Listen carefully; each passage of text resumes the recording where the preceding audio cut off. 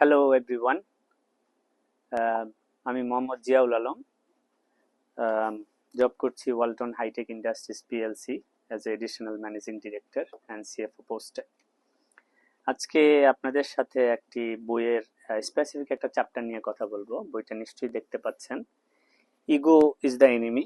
এটা রায়ান হলিডের লেখা বই। বইটা খুবই একটা ভালো বই, আপনারা চাইলে অনেকেই পড়তে পারেন। এই বইয়ের স্পেসিফিক একটা চ্যাপ্টার নিয়ে আজকে একটু কথা বলবো।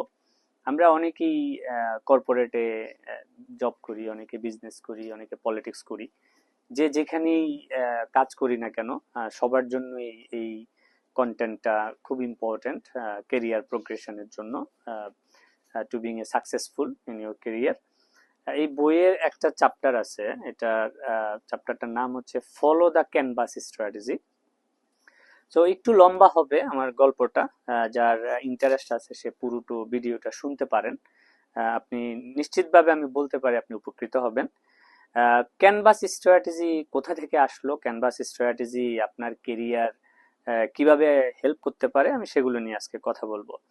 এই ক্যানভাস স্ট্র্যাটেজি একটা শব্দ আছে এই চ্যাপ্টারের মধ্যে, সেটাকে আমরা বলে থাকি অ্যান্টিমব্লো। অ্যান্টিমব্লো লিটারাল মিনিং হচ্ছে one who ক্লিয়ার্স the path. One who ক্লিয়ার্স the path আসলে মিনিংটা কি? আমরা জীবনে সবাই কার্যে যখন প্রবেশ করি তখন কেউ কর্পোরেট এন্ট্রি লেভেলে জব করি, কেউ ইন্টার্নশিপ করি, আমরা বিজনেস করার সময় ছোট পরিসরে শুরু করি, পলিটিক্স করতে গেলে কর্মী হিসাবে আমরা কাজ শুরু করি। তো আমাদের ভিতরে আসলে অনেক ধরনের কনফিউশনস থাকে।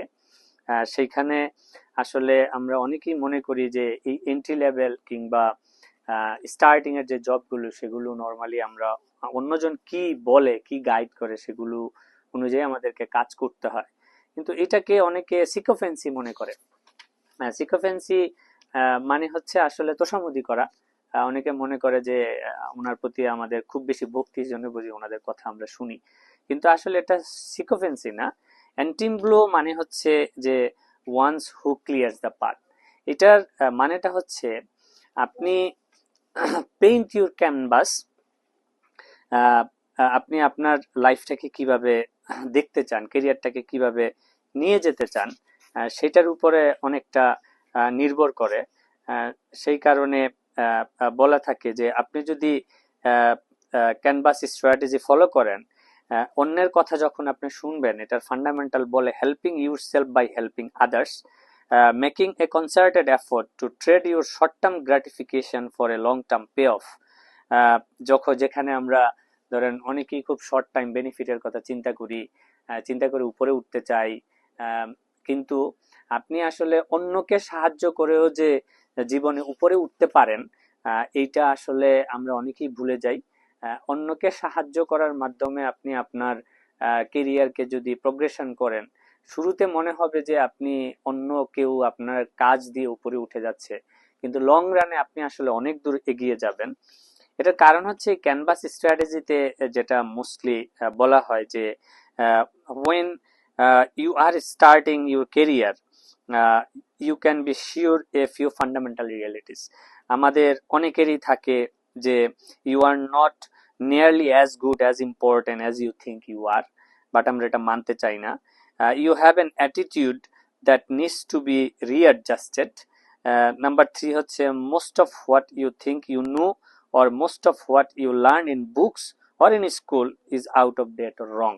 তো আমাদের এই কনসেপ্টগুলোতে কিছু ফান্ডামেন্টাল কারেকশনের দরকার পড়ে। আপনি যেই ক্যারিয়ারে আছেন না কেন সেইখানেই আপনার বলা হয়ে থাকে যে there's one fabulous way to work all that out of your system.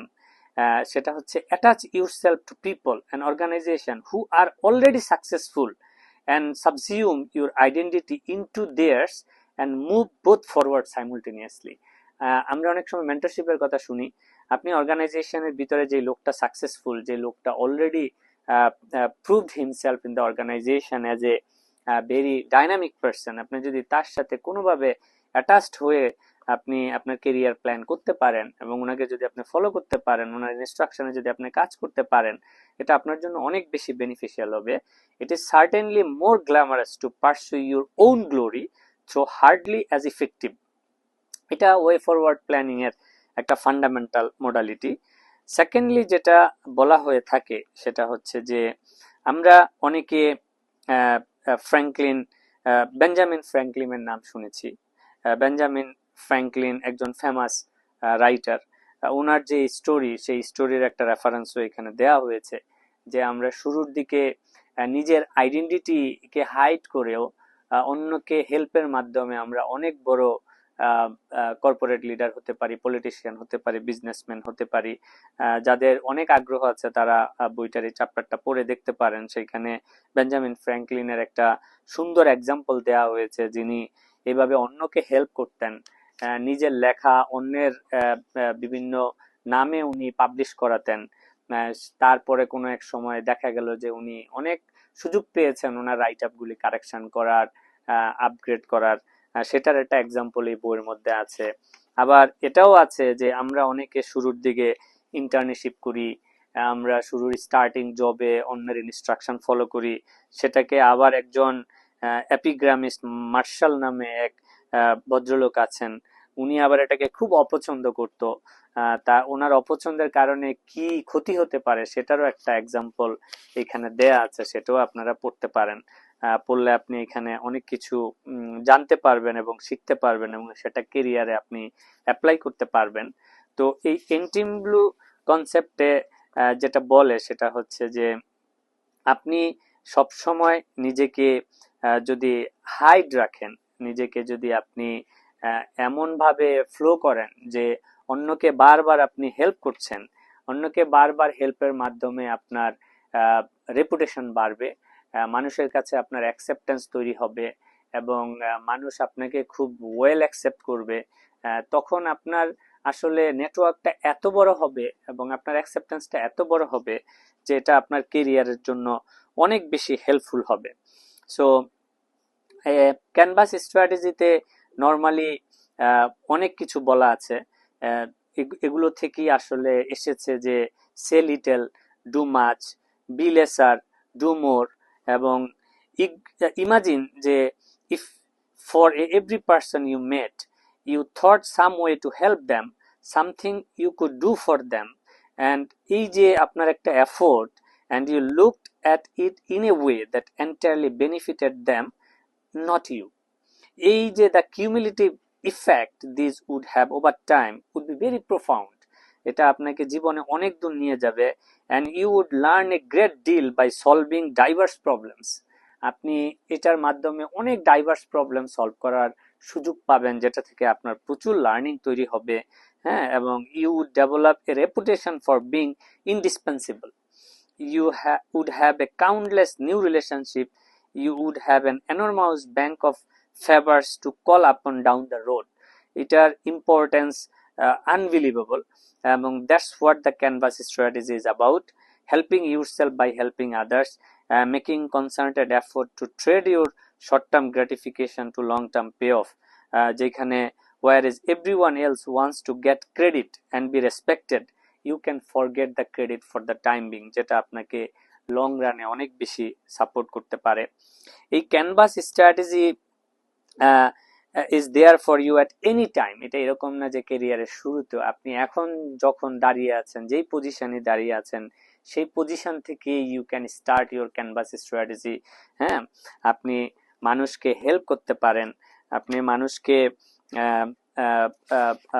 মানুষকে গাইড করতে পারেন যেন সবাই আপনার কাছে আসে সেই হেল্প নেয়ার জন্য। তখন আপনি দেখবেন যে আপনার রেপুটেশন অনেক ইমপ্রুভ হবে। আপনি এই ক্যানভাস স্ট্র্যাটেজিতে আপনি যখন কাজ করবেন তখন আপনার যে ইগোইস্টিক ম্যাটারটা আছে সেই ইগোইস্টিক ম্যাটারটা আপনার ধরেন একদমই থাকবে না।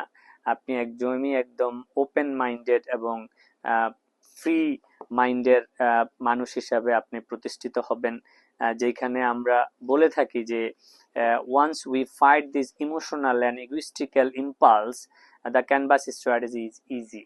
এবং দা এখানে যেটা বলেছে আপনি যে ধরনের এন্ডলেস বেনিফিটগুলি পাবেন, maybe it's coming up with an ideas to hand over to your boss. আপনার কাজটা হয়তো আপনি মনে করছেন আপনার বস নিয়ে যাচ্ছে, but in the long run it is not. Find people, thinkers, up and comers to introduce them to each other. আপনি মানুষকে এমব্রেস করতে হেল্প করলেন। Cross wires to create new sparks, যেটা আপনার অনেক রেপুটেশন হিসেবে কাজ করবে। Find what nobody else wants to do, do it. আমরা অনেকে অনেক সময় কাজ দিলে ও তো এটা করে না, আমি কেন করব। মনে রাখবেন, আপনি যেটা অন্য কেউ করে না সেটা যদি আপনি করতে পারেন, আপনি অনেক দূরে এগিয়ে যাবেন। Find inefficiencies and waste and redundancies. আপনি and identify leaks and patches to free up resources for new areas. তাহলে আপনি অনেক বেশি ইম্পর্টেন্ট পার্সন হিসেবে অর্গানাইজেশনে প্রতিষ্ঠিত হবেন। Produce more than everyone else and give your ideas away. আপনি আউটপুট দেয়াতে বেশি ফোকাস করেন। আপনার আইডিয়া অনেক থাকতে পারে, আপনার idea is not important to everyone, but আপনি যদি নিজে বেশি প্রডিউস করতে পারেন সেটা আপনার জন্য সবচেয়ে বেশি বেনিফিশিয়াল হবে। তো টিম ব্লু যেটা আমি বলছি, clears the path for the people above you and you will eventually create path for yourself. এটাই আসলে মেইন থিম। এবং টিম ব্লু যেটা বলে যে fine canvases for other people to paint on, এটা হচ্ছে at the end of the message. তার মানে হচ্ছে আপনি আসলে অন্যেরকে সাহায্য করার জন্যই যদি আপনি কাজটি করেন, তাহলে আপনি টিম ব্লু হিসাবে প্রতিষ্ঠিত হবেন এবং আপনার কেরিয়ার প্রোগ্রেশন অনেক বেটার হবে। চ্যাপ্টারটা অনেক বড়, আমি ইন এ নাটশেল আপনাদেরকে বললাম। যদি কারো আগ্রহ থাকে আপনারা বইটি পড়তে পারেন, ইগো ইজ দ্য এনিমি। এগুলাতে অনেকগুলো চ্যাপ্টার আছে, আমি জাস্ট একটা চ্যাপ্টারের একটু গ্লিমস বললাম আপনাদের। নিশ্চয়ই আরেকদিন সময় হলে আমি আপনাদেরকে অন্য এই চ্যাপ্টারের অন্য কোনো কম্পোনেন্ট বা অন্য কোনো চ্যাপ্টার হেল্প করার চেষ্টা করব। Thank you so much.